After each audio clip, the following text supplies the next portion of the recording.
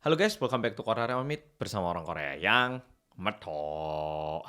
Oke, polo-polo, di video kali ini aku bakal kembali menceritakan sebuah kasus pembunuhan yang masih belum terpecahkan. Beberapa video kemarin aku banyak menceritakan kasus pembunuhan yang terjadi di luar negeri.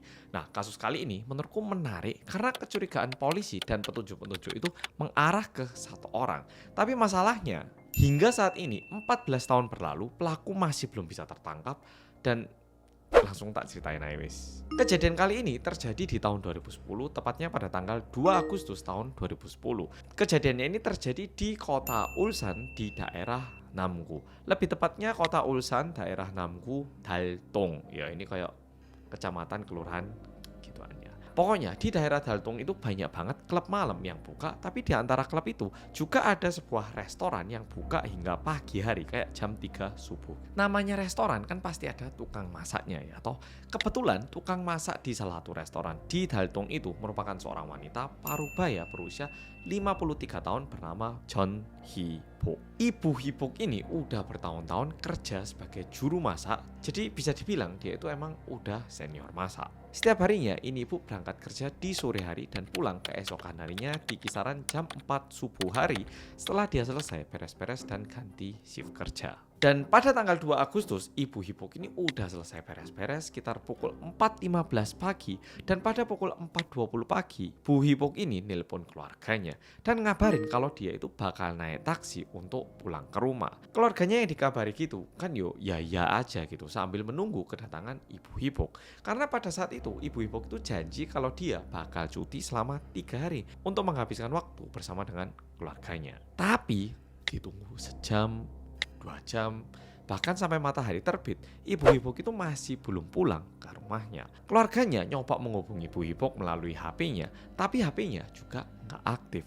Akhirnya keluarganya ini memutuskan untuk nyamperin ke restoran. Sesampainya di restoran, orang-orang di restoran justru bilang kalau Bu Hee-bok ini udah pulang dari pagi tadi, ya sesuai dengan jam waktu Ibu Hee-bok nelpon keluarganya. Karena panik, keluarganya ini memutuskan untuk lapor ke polisi sambil minta diputerin rekaman CCTV di sekitar tempat kerjanya Bu Hee-bok untuk mengetahui apakah Ibu Hee-bok ini udah beneran naik taksi atau belum. Dan kalau udah naik taksi, plat nomornya berapa biar bisa dilacak. Karena belum ada 24 jam dan Ibu Hee-bok ini masuk ke kategori orang dewasa, polisi masih belum bisa menindaklanjuti laporan orang hilang. Karena kalau misalnya anak kecil biasanya baru hilang berapa jam pun langsung diterima.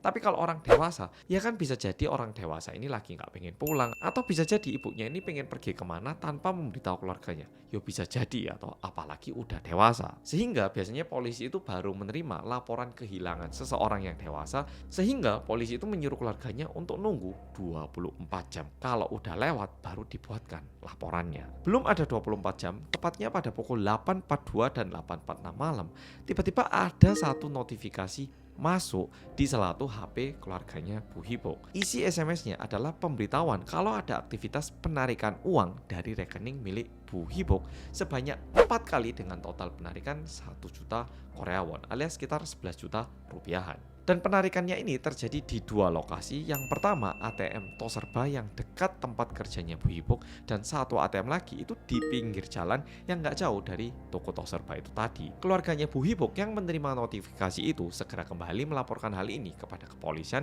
dan bareng sama polisi mereka bergegas menuju ATM tempat penarikan uang. Sesampainya di situ, bukannya berhasil menemukan Bu Hee-bok ataupun jejaknya, kepolisian justru menemukan seorang anak remaja berusia 18 tahun yang namanya adalah Kim. Dan berdasarkan CCTV, ternyata dia adalah orang yang menarik uang dari rekeningnya Bu Hee-bok. Setelah polisi tahu kalau orang yang menarik uang dari rekeningnya Bu Hee-bok ini bukan Bu Hee-bok sendiri, polisi segera membawa anak berusia 18 tahun ini ke kantor polisi untuk dimintai keterangan sekaligus menanyakan di mana lokasi Ibu Hee-bok pada waktu itu. Kim yang bisa dibilang tiba-tiba ditangkap kepolisian, jelas dia sendiri kaget.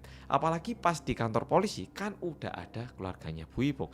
Dan tentunya kayak langsung dikerumun gitu. Dan tentunya para keluarga ini mikir kalau si Kim ini adalah orang yang bisa dibilang menculik ataupun menyembunyikan Ibu Hee-bok. Tetapi berbeda dengan bayangan kita, anak berusia 18 tahun ini bilang kalau dia sama sekali nggak tahu siapa Ibu Hee-bok. Dan dia nggak tahu di mana lokasi Ibu Hee-bok. Dan anaknya ini bilang kalau dia itu cuma disuruh sama seorang pria parubaya untuk menarik uang dari ATM milik Ibu Hipo. Sebagai gantinya, cowoknya ini juga ngasih uang 30.000 won ke anak berusia 18 tahun ini. 30.000 won ya sekitar 330 sampai 340 ribu rupiah. Anak berusia 18 tahun ini juga bilang kalau dia juga sempat disuruh ngebuangin puntung rokok bekas si pria itu. Polisi yang mendengarkan kesaksian itu jadinya mencurigai pria yang nyuruh anak usia 18 tahun ini. Jadi cowok yang nyuruh ini siapa gitu. Nah, polisi pengen cari tahu cowok ini. Sehingga polisi tuh mulai tanya kayak ciri-cirinya kayak apa, terus puntung rokoknya itu tadi dibuang di mana.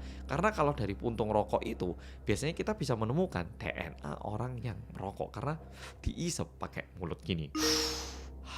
Untuk masalah puntung rokok ini, anak usia 18 tahun itu bilang kalau dia udah lupa dia buangnya kemana. Karena kalau berdasarkan anaknya ini, dia ya bener-bener kayak asal buang gitu. Bukan kayak dibuang di tempat sampah atau dibuang di suatu tempat kayak, oh ya langsung buang gitu. Untuk investigasi yang lebih dalam, polisi memutuskan untuk menahan bocah 18 tahun ini. Bukan bocah sih, ya anak usia 18 tahun ini. Karena bisa dibilang dia ini satu-satunya jembatan yang menghubungi Bu Hipok dan juga pelaku. Ya cuman ini orang yang bisa dibilang saksinya gitu. Setelah tanya berjam-jam, polisi akhirnya mendapatkan informasi yang cukup untuk mencari cowok ini. Dan di luar itu, polisi juga membuat sebuah gambar berdasarkan ciri-ciri yang dijelaskan oleh anak usia 18 tahun ini. Awalnya, polisi mengira kalau mereka itu bakal bisa mencari clue yang berhubungan dengan kejadian ini. Kayak nggak bakal terlalu susah gitu. Tapi dicari-cari polisi itu sama sekali nggak bisa menemukan petunjuk berikutnya. Bahkan ini memakan waktu berbulan-bulan hingga 4 bulan. Setelah 4 bulan pencarian karena polisi nggak bisa menemukan petunjuk apapun, akhirnya polisi pun memutuskan untuk menutup kasus ini. Kayak bisa dibilang ini loh dicari-cari nggak ada petunjuknya, wis kita tutup aja daripada buang-buang waktu. Pas keluarganya Bu Hipok itu mendengar bahwa polisi memutuskan untuk menutup investigasi kasus ini, keluarganya Bu Hipok jujur nggak bisa apa-apa karena mereka nggak tahu di mana lokasi Bu Hipok dan juga nggak ada petunjuk lainnya. Dan anggota keluarga mereka benar-benar merasakan rasa frustasi yang besar karena kayak di jalan buntu tuh mau gimana gitu. Tapi untungnya keluarganya Bu Hipok ini mereka itu nggak patah semangat. Mereka itu masih rajin dan juga rutin dalam menyebarkan poster orang hilang yang ada gambarnya Ibu Hipok. Dan tentunya mereka berharap ada seseorang yang menghubungi dan memberitahu kalau Bu Hipok ini masih hidup. Kejadian ini baru ada kelanjutannya lagi pada tanggal 17 April tahun 2011. Meskipun harus menunggu selama 8 bulan, tapi akhirnya doa dari keluarga Bu Hipok ini bisa dibilang terjawab. Karena pada tanggal 17 April tahun 2011, kepolisian itu nelpon keluarga dan bilang ada seorang peternak lebah yang melaporkan menemukan kerangka manusia di semak-semak peternakan lebah miliknya. Udah gitu, baju yang dikenakan di jasadnya itu juga mirip dengan baju yang dikenakan oleh Ibu Hipok di hari terakhirnya. Mendapatkan laporan itu tentunya polisi langsung pergi ke TKP dan juga badannya ini dikirimkan ke rumah sakit untuk diotopsi lebih lanjut. Setelah diotopsi, untungnya tim forensik berhasil mengidentifikasikan korbannya. Dan orang yang ditemukan ini benar adalah Ibu Hipok. Benar, Ibu Hipok yang dilaporkan menghilang pada bulan Agustus tahun 2010 ditemukan dalam kondisi udah meninggal. Dari hasil forensik, polisi akhirnya memutuskan untuk mengubah kasus ini menjadi kasus pembunuhan dan kembali membuka penyelidikan. Kepolisian membentuk 5 tim investigasi dan memperluas jangkauan pencarian dan penyelidikan. Semua orang di sekitar Ibu Hipok itu bisa dibilang diperiksa dan diminta kesaksian beserta keterangan. Tapi polisi itu sama sekali nggak menemukan sesuatu yang janggal atau mencurigakan karena bisa dibilang dari semua orang yang dimintai keterangan, bisa dibilang hampir semuanya itu bilang kalau Ibu Hipok ini dulunya itu orang yang baik dan gak punya musuh. Sehingga polisi itu kesusahan dalam mencari pelakunya karena motif pembunuhannya ini jadi gak jelas. Dan yang bilang baik itu gak cuma orang di tempat kerja, tetangganya, orang kerja, saudaranya, semuanya itu bilang baik. Sehingga polisi benar-benar gak punya petunjuk berikutnya. Akhirnya dari berbagai orang yang dicurigai oleh kepolisian, mereka itu mencoba untuk mengkerucutkan pelaku. Dan satu-satunya orang yang paling mencurigakan adalah pria parubaya yang nyuruh anak usia 18 tahun untuk narik uang dari ATM. Dan satu informasi yang didapatkan oleh polisi dari anak usia 18 tahun ini adalah si pria itu bilang kalau dia itu mau lanjut ke tempat pijat. Sehingga polisi mulai menelusuri semua tempat pijat yang ada di lokasi pertemuan antara bocah 18 tahun dengan si pria parubaya. Akhirnya polisi menemukan sebuah tempat pijat yang pemiliknya itu bilang Kalau di hari kejadian alias tanggal 2 Agustus tahun 2010 itu mereka menerima kunjungan dari seorang pria di malam hari. Pemilik tempatnya itu bilang kayak gini, itu tanggal 2 Agustus tahun 2010 ya Pak ya? Bentar Pak, ini saya cek dulu Pak. Oh iya, bener ini Pak, saya ingat. Waktu itu kami udah mau tutup Pak. Terus prianya ini datang, umurnya ya 40-50-an lah pokoknya tampangnya gitu. Nah saya udah bilang Pak, kalau kita ini mau tutup jadi nggak bisa nerima pelanggan lagi. Tapi ini orang ngeyel Pak, pokoknya dia itu mau dipijet katanya. Ya karena itu bahkan kita itu sempat debat Pak sama pelanggannya ini Pak. Iya, karena itu saya nggak mungkin lupa, itu teringat banget saya malam itu satu orang agak aneh itu. Mukanya juga saya masih ingat ini Pak, kalau saya ingat baik-baik ini. Karena orang yang punya tempat pijat ini bilang kalau masih ingat sama muka orang yang datang, akhirnya polisi nanya ciri-cirinya. Masalahnya ciri-ciri yang disampaikan sama pemilik tempat pijat sama bocah 18 tahun ini beda, sehingga polisi tambah bingung. Polisi nggak cuma meminta kesaksian dari pemilik tempat pijat, tapi polisi juga berhasil bertemu dengan supir taksi yang bisa dibilang menjemput pria parubaya setelah dia ditolak dari tempat pijat. Dan pria parubaya ini sempat terekam di dashcam yang ada di taksi itu. Tapi sayangnya kan ini tahun 2010-an, jadi teknologinya itu masih nggak semaju sekarang,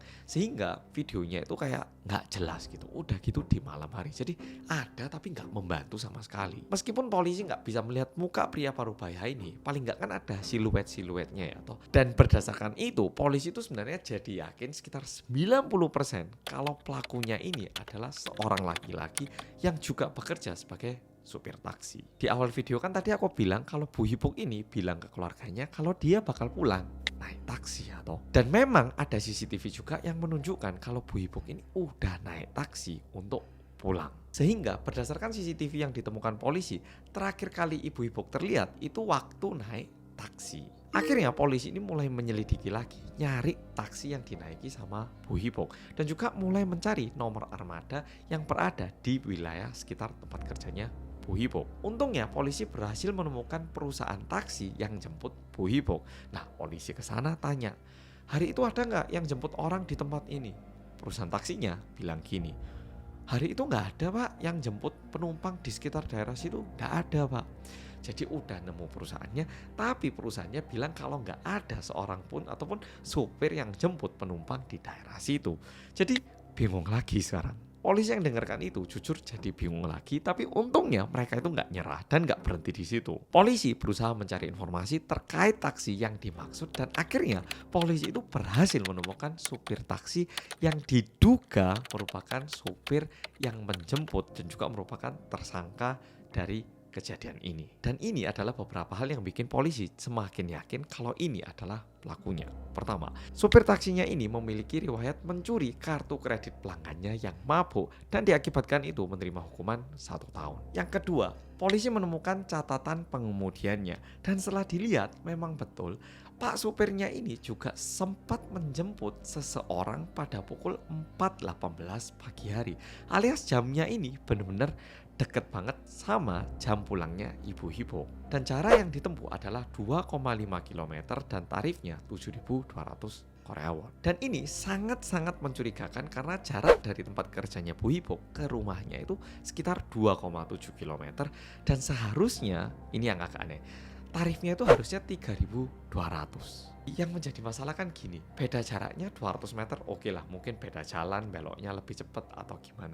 Tapi tarifnya loh, kok bisa 7.200 sama 3.200? Ada yang aneh ya toh. Mosok jarak 200 meter beda tarifnya 4.000, hampir 2 kali lipat. Nggak masuk akal ya toh. Sehingga detektif yang menangani kasus ini memperkirakan kemungkinan besar taksinya ini sempat berhenti sekitar 20 menitan di suatu tempat dalam kondisi argonya nyala. Masuk akal ya tuh, karena kalau jalan terus pasti kilometernya naik terus. Tapi kalau diem, kilometernya nggak jalan, argonya naik terus. Dan yang lebih mencurigakan lagi, tadi kan aku bilang supir taksinya ini ngambil penumpang pukul 4.18 pagi hari ya toh. Dan itu merupakan penumpang terakhirnya. Dan ketika polisi cek mobilnya, kan ada dashcamnya juga itu. Di dashcamnya itu, video pada waktu itu pun juga udah dihapus alias nggak ada. Dan yang menjadi masalah adalah meskipun polisi udah lumayan curiga dan lumayan yakin kalau ini pelakunya, karena nggak ada bukti langsung, polisi nggak bisa menahan supir taksi yang mencurigakan. Dan jujur, polisi udah menginvestigasi kasus ini dengan berbagai cara dan berulang kali, disimulasi berulang kali. Tapi tetap polisi tuh kayak nggak bisa mendapatkan jawaban bagaimana ibu Hipok ini dibunuh dan juga dibuang di tempat itu. Dan masalahnya tim forensik memang udah mendapatkan jasadnya, tapi karena udah lumayan busuk, tim forensik pun nggak bisa mengidentifikasikan alasan kematiannya. Apakah dibunuh, apakah ditusuk, apakah diperkosa. Itu nggak bisa dijelaskan. Dan hingga saat ini, meskipun 14 tahun udah berlalu, ini kasus masih menjadi kasus yang belum terpecahkan. Aku akhir-akhir ini juga ngerasa kalau papaku telepon gitu kadang aku nggak ngangkat atau nggak sempat ngangkat. Tapi kadang kalau telepon yang ngerasa kok papaku telepon terus gitu. Tapi kadang aku pun yang mikir bisa jadi ini telepon terakhir gitu. Meskipun ini kasus nggak bisa terpecahkan, menurutku kita bisa mendapatkan satu pembelajaran. Kalau ada anggota keluarga telepon, sebisa mungkin coba kita angkat. Tapi yo coba waktu rapat mau diangkat. Ya mah ini lagi rapat, yo nggak gitu juga ya toh. Yo dan aku yakin anggota keluarga yang terakhir kali ngangkat telepon dari ibu-ibu ini pasti juga batin kayak coba waktu itu aku terus ngomong, coba waktu itu aku tanya taksinya kayak gimana. Mungkin mamaku masih bisa pulang ke rumah dengan aman. Ya pasti mikir. Tapi mau gimana, nasi udah menjadi bubur. Meskipun kasusnya ini terkesan kayak nggak bakal mudah untuk terpecahkan, berharap nggak ada lagi korban-korban seperti ini baik di Korea ataupun di Indonesia dan dimanapun. Oke Polo, makasih udah nonton video kali ini dan sampai jumpa di video